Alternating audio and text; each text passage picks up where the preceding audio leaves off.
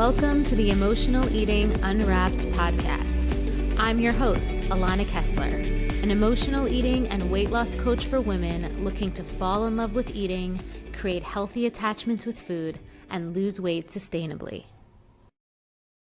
Hello and welcome to another new episode of Emotional Eating Unwrapped. I'm your host, Alana Kessler, and today's episode is going to feel a bit personal, not just because it's about food, but because it's about the parts of us that were shaped long before food ever became an issue in our lives.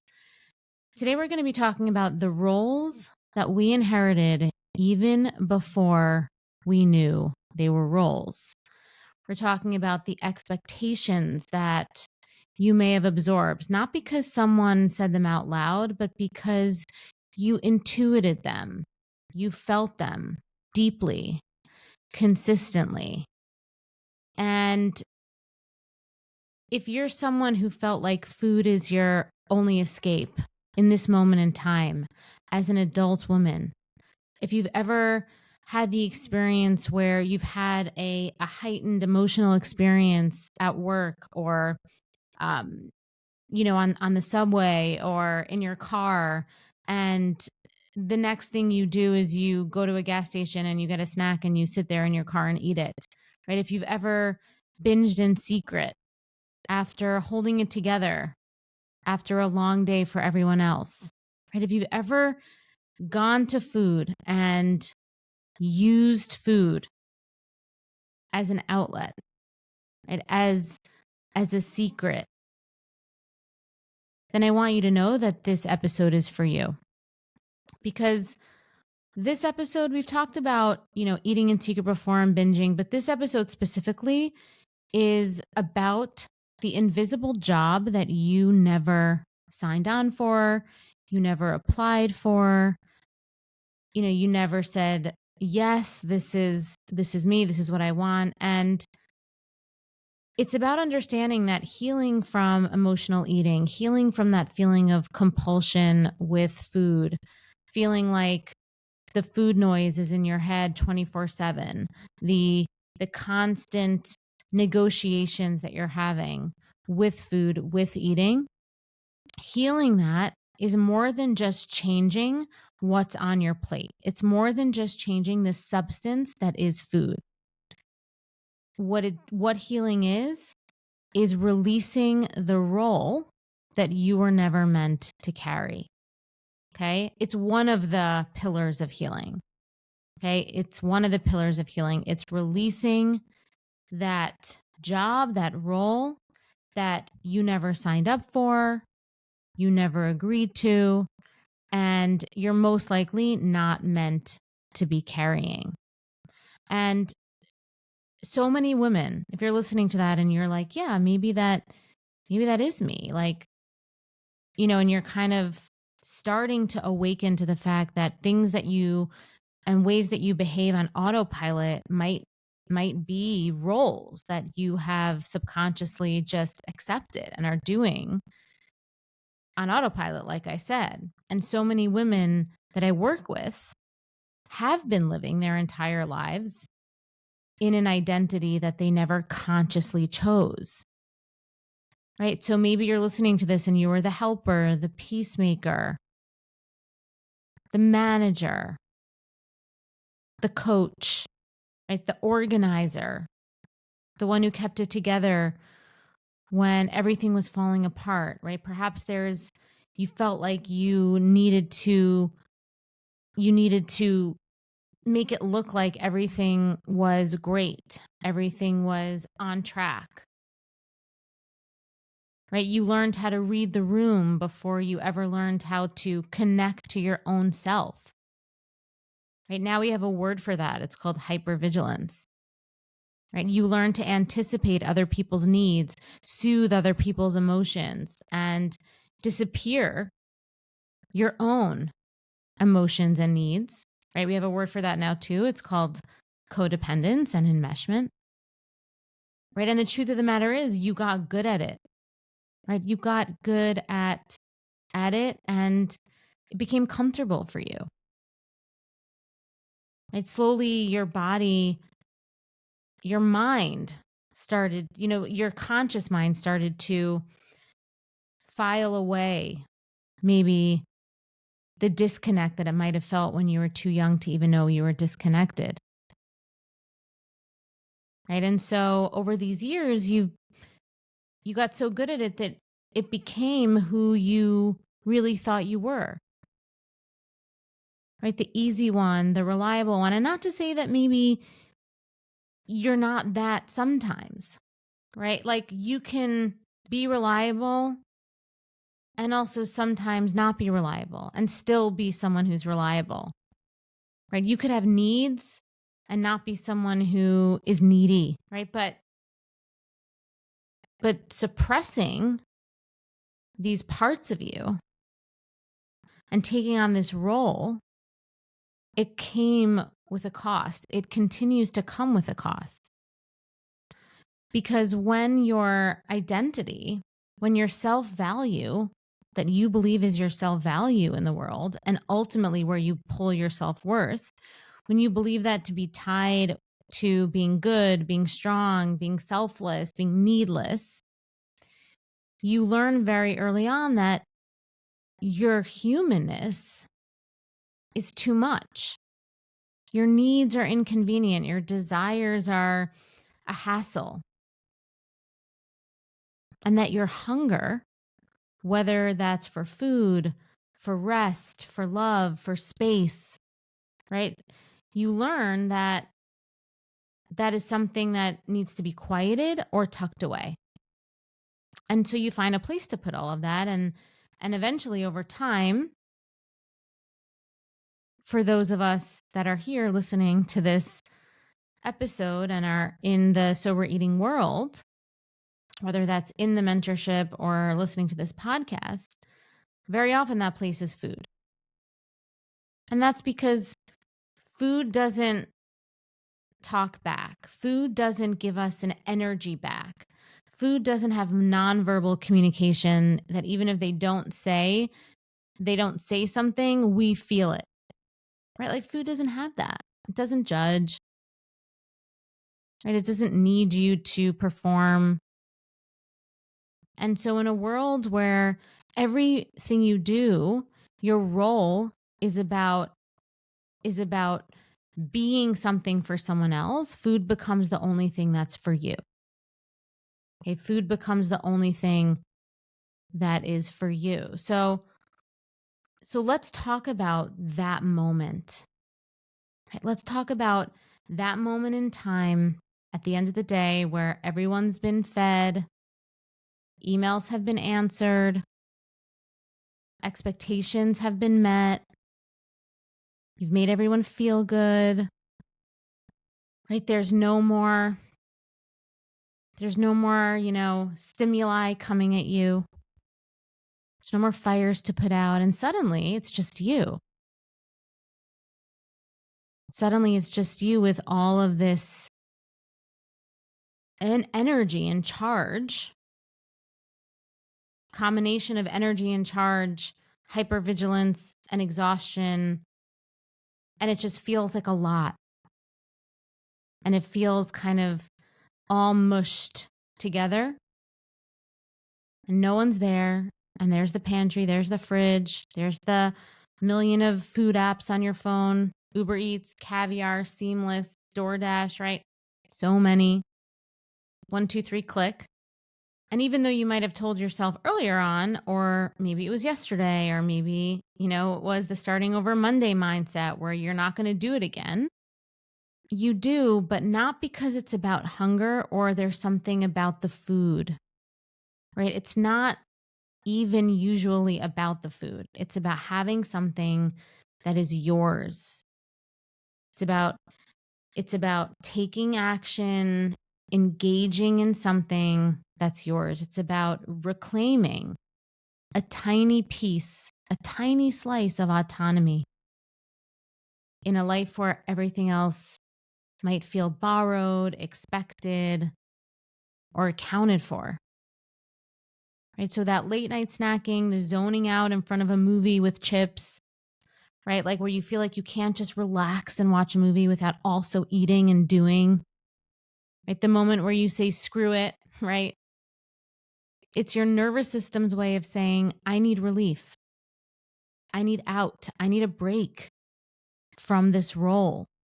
But what starts out as relief, what starts out as something that makes you feel resolved and content and kind of like, oh, okay, I'm here. What starts out as that feels like it's embodiment, it's not, it's a prison. It becomes another type of prison, right? So this is the crux of the thing, right? We use the food to feel our sense of embodiment, but ultimately what it does is it doesn't create authentic embodiment, which is something that's enriching. Instead, it becomes another kind of prison because the food isn't enriching you. Like I said, it's not soothing you in a purposeful way. Instead, it's holding your secrets. It's holding your unmet desires, your unmet emotions. And so the more you hide with the food, because you're weaponizing it in this way, the harder it becomes to actually feel what you're avoiding.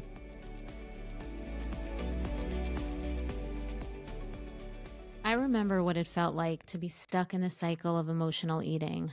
I tried every diet out there, counting, tracking, restricting, but nothing ever worked. Food controlled my life, my thoughts, and I constantly felt guilty after eating. But once I learned how to heal the emotional triggers behind my eating and trust my body, everything changed.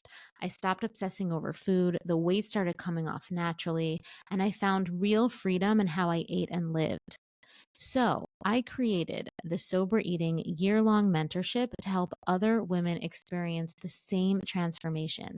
So you can stop battling with food, you can lose weight without deprivation, and you can feel confident in your body again. In this mentorship, you'll have access to my proven nervous system rewiring method. You'll have access to live coaching with me, weekly accountability, and a community of women who truly understand your journey. You'll also have free access to my signature programs, the Emotional Eating Solution and Decoding Permanent Weight Loss, valued at $2,000. Click the link in the show notes to explore the mentorship today. You don't have to do this alone. I'll be right there with you every step of the way.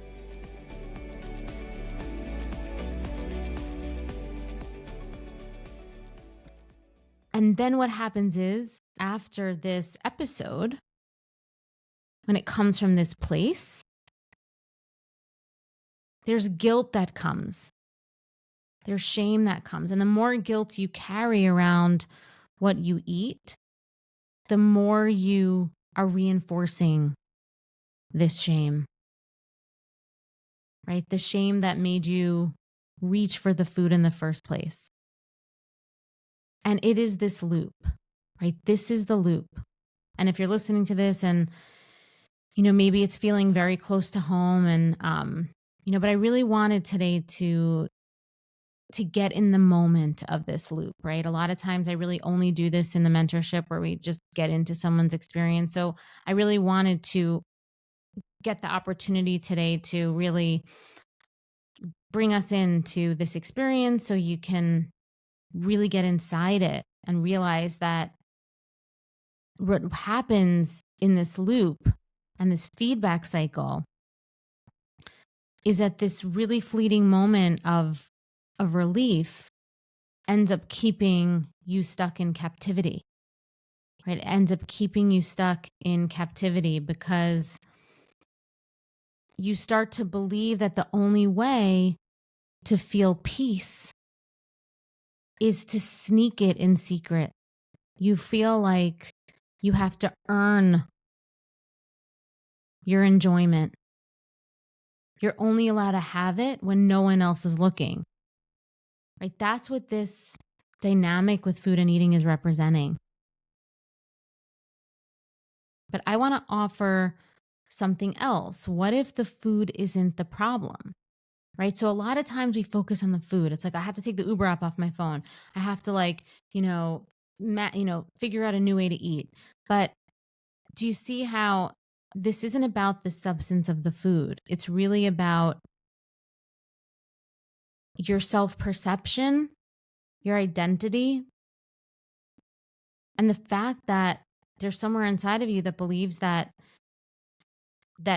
your humanness and your personal joy and your unique joy that you want to have needs to be done in secret. Otherwise, it's inconveniencing everyone else. And it translates into so many different areas. And food is one of them, right? But what if food isn't the problem, like I said before?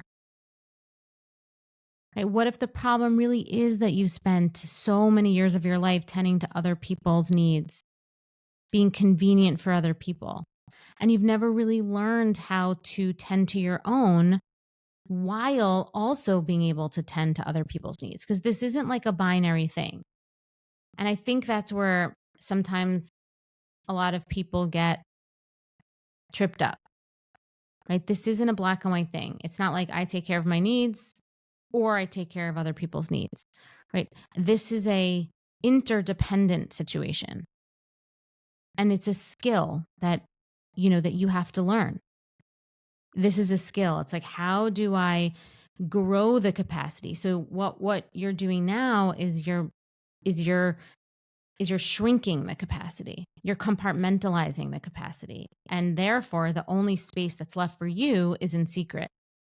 So the work isn't about food. It's about expanding the capacity of your humanity, of your nervous system, of your ability to hold. And this is the healing work. And this is where it gets beautiful, but it's also where it gets hard because it's not as simple as just fixing food. It's not as simple as just changing how you eat. It's about changing how you see yourself. It's about changing how you move in the world. It's about separating who you are from who you were trained to be. And I won't lie to you, it can feel really disorienting at first.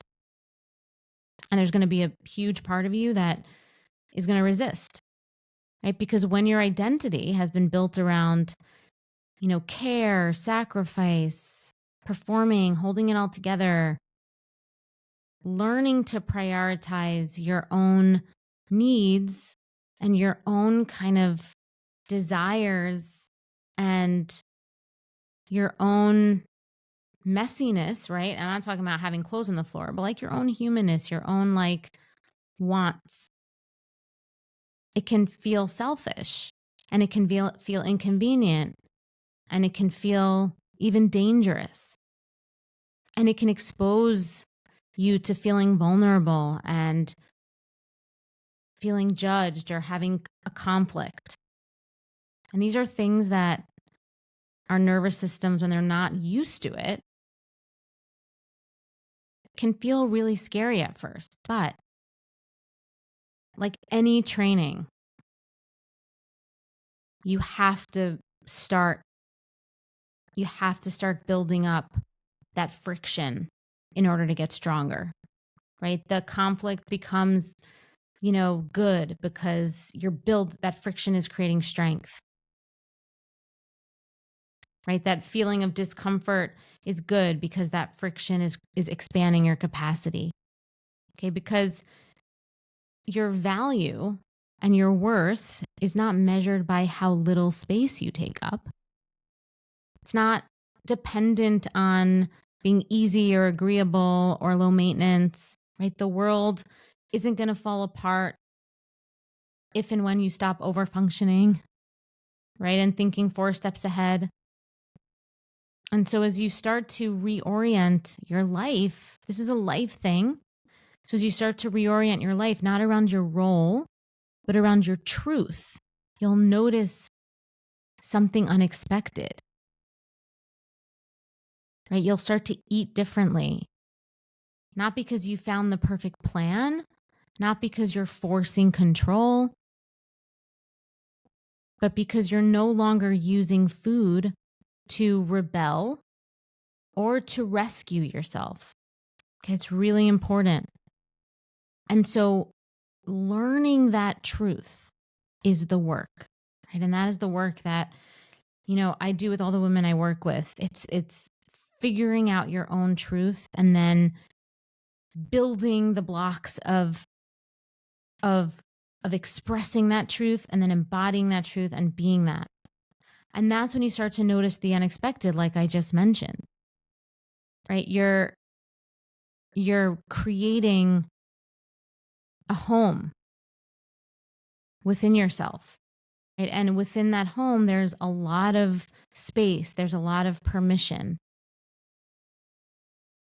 And then food gets to go back to what it was always meant to be, which is enjoyment, nourishment, and not a debate in your head constantly. And what happens here is that then weight naturally releases, right? The unwanted weight naturally releases. Okay, but you need to be you need to be consistent with this, right? A body and a nervous system that's been, in a role for years that's been causing nervous system dysregulation, weight, hormone imbalance, a non-optimized metabolism that causes weight gain. This type of change where you're going to start to see the physical changes is not going to happen right away. You need at least 90 days of consistency in this new way of living, and just understanding the new roles you have, and just understanding the roles you have to let go of, and just understanding your truth isn't going to get you the result. You have to start living and making decisions and creating boundaries from that new truth, from that higher self, consistently for at least 90 days. Then you start seeing, right? At least 2 months, right? I would say like at least 2 months to start seeing results physically. Emotionally, you'll start seeing results right away. But for some, physically, it takes 2 months, 90 days, like I said. Okay, but after 5, 10, 15, 20 years of living one way, like that's not that long. So you got to stay consistent. So so just to end, if you've been eating, if you've been listening to this and you've been eating to escape, to rebel, right? If you've been holding it together for everyone else and inside you've been, quietly falling apart in your own way and using food to help piece you back together, let this conversation and this episode today be a reminder that you are allowed to put the roll down. You're allowed to choose yourself. You're allowed to be a full feeling human woman who eats, rests, has desires, and exists outside of, everyone else's expectations. Because the more that you honor what's real to you, the less you'll need food to speak on your behalf, to piece you back together, to make you feel like you are real. Okay, this is the real work. This is the real work. And I'm so honored to be sharing this work with you today. I know this episode was really, deeper. And so I really honor you for listening. And I'm excited to chat with you again next time. And so if you are watching on YouTube, thank you so much. Please subscribe. If you're listening on Spotify and Apple, also please subscribe. And until next time, I'm Alana, and thank you for listening to Emotional Eating Unwrapped.